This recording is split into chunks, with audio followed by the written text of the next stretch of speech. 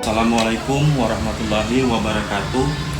Yang saya hormati Ibu Maliana SPD selaku fasilitator saya dan Bapak Azwar Malik Rangkuti SPD selaku pengajar praktek saya. Pada kesempatan ini saya akan melakukan supervisi akademik bersama rekan sejawat saya, Ibu Srimpi SPD, di mana pada kegiatan hari ini merupakan kegiatan pra-observasi sebagai langkah pertama untuk melakukan supervisi akademik. Berikut ini pra-observasi yang saya lakukan. Assalamualaikum Bu Srimpi. Waalaikumsalam Pak Rahmat Permana. Ya, apa kabarnya Ibu hari ini? Sehat Pak. Alhamdulillah. Ibu, apakah ada kesibukan Ibu hari ini? Tidak ada, Bu. Pelajaran lainnya. Ya, mohon izin sebentar ya Ibu ya, mengganggu Ibu untuk melakukan pra-observasi terhadap pembelajaran Ibu nantinya. Apakah Ibu bersedia Ibu untuk saya lakukan pra-observasi? Bersedia Pak. Iya. Baik Ibu, perlu Ibu ketahui bahwasanya saya akan melakukan coaching untuk supervisi akademik, di mana pada coaching ini atau percakapan ini itu ada 3 tahapan atau 3 langkah itu. Itu yang pertama pra-observasi yang akan kita lakukan sebentar lagi. Terus yang kedua observasi Ibu, itu saya akan mengobservasi Ibu dalam pembelajaran yang Ibu lakukan di kelas Ibu. Setelah observasi, saya akan melakukan pasca observasi, yaitu kegiatan di mana setelah Ibu melakukan pembelajaran pada langkah observasi. Nah, itu 3 tahap itu untuk supervisi akademik. Selanjutnya Ibu, tujuan dari percakapan kita ini yang ingin Ibu dapatkan seperti apa Ibu? Supaya anak didik saya lebih bisa memahami pelajaran, supaya saya mengajarnya lebih baik lagi ke depannya. Iya, baik Ibu, semoga nanti saya bisa membantu ya Ibu ya, apa yang menjadi tujuan Ibu. Nah Ibu, kalau boleh tahu Ibu, pada langkah kedua nanti di observasi itu, Ibu akan menyampaikan materi apa Ibu? Materinya tentang penjumlahan dan pengurangan. Penjumlahan dan pengurangan Ibu ya. Ini di kelas berapa Ibu? Kelas 1B ya. Di kelas 1 ya. Oke. Nah, jadi dari materi itu tadi tujuan pembelajarannya seperti apa Bu yang Ibu akan capai? Tentang tujuan pembelajaran tadi yaitu penjumlahan dan pengurangan, supaya anak dapat mengetahui situasi soal yang menggunakan penjumlahan dan pengurangan. Bahwasanya anak ini tadi bisa melakukan penjumlahan dan pengurangan begitu Bu ya? Iya. Iya. Nah, jadi Bu, sebelum ini situasi di kelas Ibu seperti apa Bu terhadap murid Ibu dalam melakukan penjumlahan dan pengurangan? Karena ini kelas 1 ya, masih baru, ya kan, anak-anak yang mampu itu berarti kan dia bisa. Yeah. Anak-anak yang tidak mampu tidak bisa ya. Di situ ada yang anak yang tidak bisa sama sekali ya kan.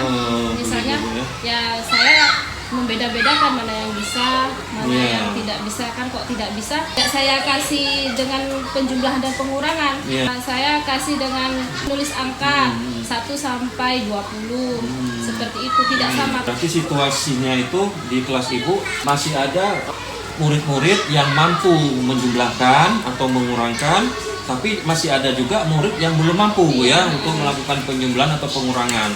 Nah, apakah Ibu melakukan pengelompokan Ibu di kelas Ibu terhadap anak-anak yang mampu itu dikelompokkan sendiri, terus yang sedang itu dikelompokkan sendiri, atau yang kurang mampu itu dikelompokkan sendiri pada saat proses pembelajaran? Di situ kan murid kan 36 ya kan. Yeah. Kalau yang penjumlahan dan pengurangan itu cuman 2 atau 3 yang tidak bisa gitu kan. Jadi saya panggil aja, nggak saya kelompokkan. Semua sama, tapi yang kurang itu cuman beberapa sedikit. Jadi nggak saya kelompokkan. Iya. Berarti artinya Ibu sudah tahu Bu ya, oh ini 2 anak ini yang kurang dalam melakukan penjumlahan atau pengurangan begitu ya. Jadi Bu, apa Bu lakukan Bu terhadap 2 anak ini Bu? Saya panggil ke depan ya kan, saya bedakan soalnya, tidak sama seperti di papan tulis ya kan, saya bedakan, saya maju ke depan, saya tulis ya kan, saya di samping saya tunggu. Seperti itu. Nah, bentuk soalnya sama tidak, atau lebih rendah Bu? Lebih rendah. Lebih rendah. Misalnya kayak seperti 3 tambah 2 sama dengan, misalnya 5 dikurang 2 sama dengan seperti itu. Iya. Jadi Bu, untuk persiapan besok, apalagi ini ada 2 anak yang masih kurang dalam penjumlahan dan pengurangan, persiapan apa yang Ibu lakukan Bu untuk mengatasi kesulitan anak ini Bu, yang 2 orang ini yang kita fokuskan? Kalau saya ya seperti tadi ya kan, semua sama, soalnya sama, yang satu aja yang saya bedakan. Berarti Ibu melakukan diferensiasi konten atau soal yang kita sampaikan ke anak. Nah, terus ada lagi diferensiasi atau keragaman prosesnya. Anak kita kelompokkan berdasarkan kemampuan masing-masing. Nah, terus ada lagi produk. Produk itu adalah hasil dari apa yang mereka pahami. Bisa berupa gambar, bisa berupa tulisan, bisa berupa angka-angka. Nah, yang mereka jumlahkan atau dia kurangkan. Berupa gambar pun bisa, benda seperti itu kan. Dengan penjumlahan kan misalnya benda ada berapa, 10 seperti itu kan, nanti dihitung kan. Ya, baik, ini bagus sekali Ibu. Artinya Ibu melakukan diferensiasi melalui soal, bagus sekali Ibu. Jadi selain dibedakan soalnya, adakah yang lain Ibu yang Ibu lakukan perbedaan lain selain soal? Selain soal misalnya seperti gambar-gambar, kan itu kan soal di situ LKPD-nya kan saya akan membuat lembar kerja kan. Ibu nanti akan persiapkan LKPD-nya Ibu ya. Lembar kerja peserta didik kan. Di situ kan soal cerita. Selanjutnya Ibu, untuk diferensiasi produknya, apakah ada persiapan Bu? Seperti yang setiap harinya kan saya nilai hasilnya itu kan. Misalnya berapa, saya kan lihat mana yang bisa, mana yang tidak bisa kan.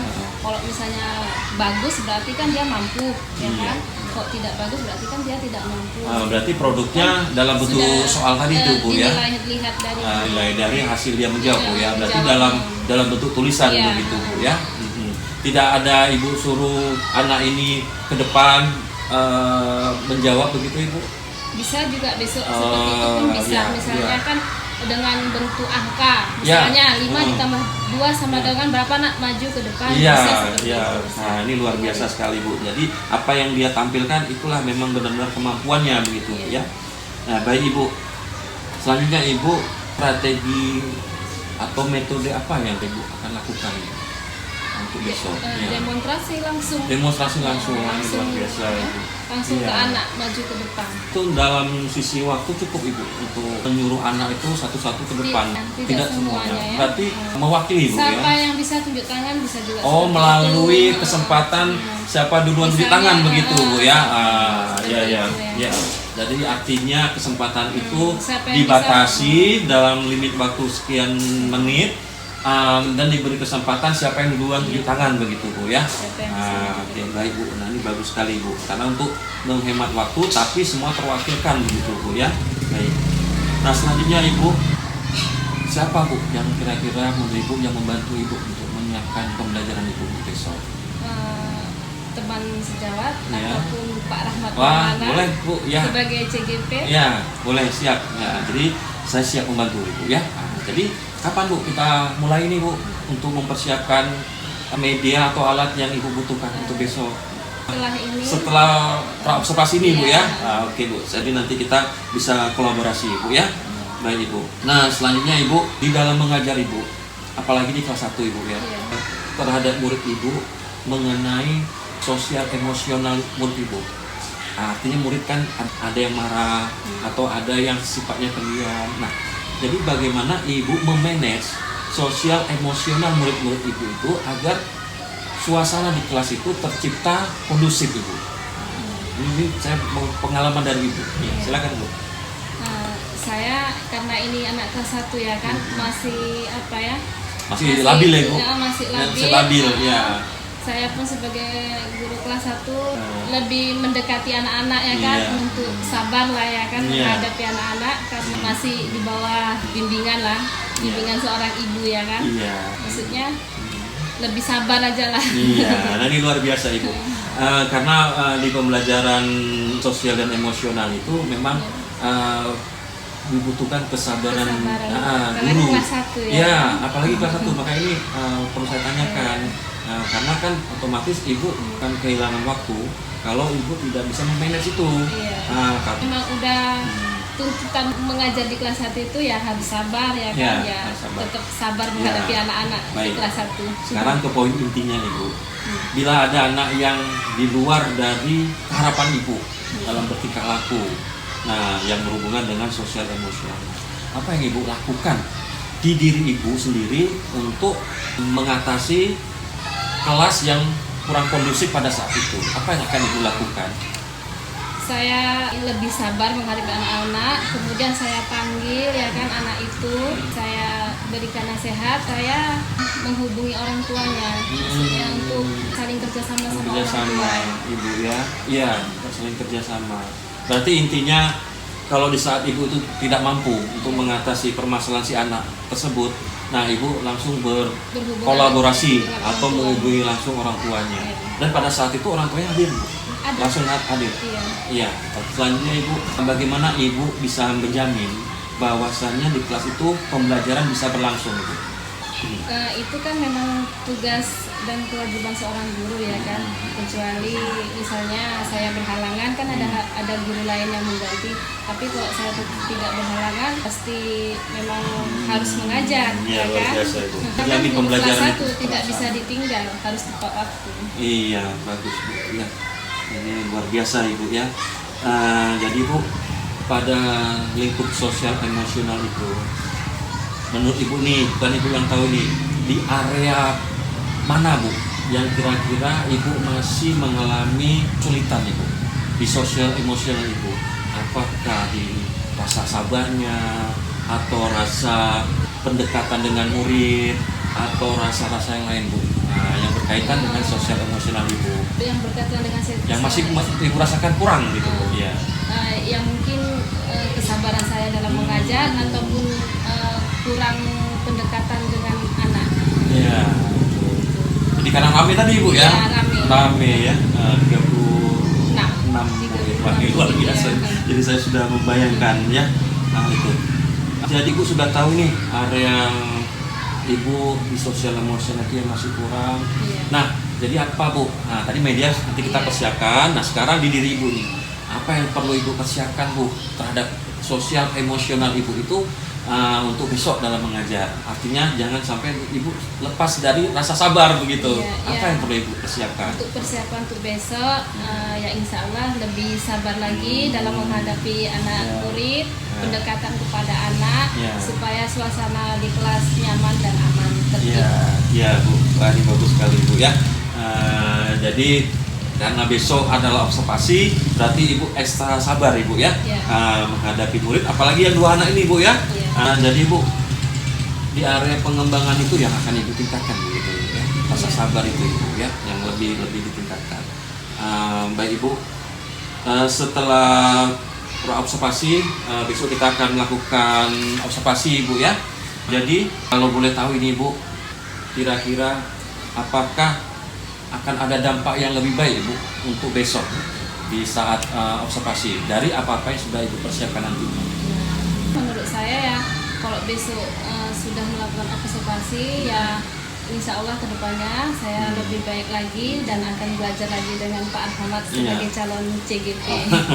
Iya Bu, ya oke. Jadi dengan pelatihan mungkin ya, pelatihan KKG ataupun dengan ini media sosial misalnya YouTube ya kan, platform mereka mengajar dengan seminar-seminar.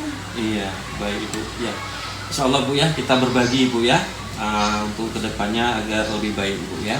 Baik Ibu. Nah, jadi demikian hasil pra-observasi saya dengan rekan sejawat saya Ibu Serimpi SPD. Mudah-mudahan besok pada saat observasi semuanya berjalan lancar.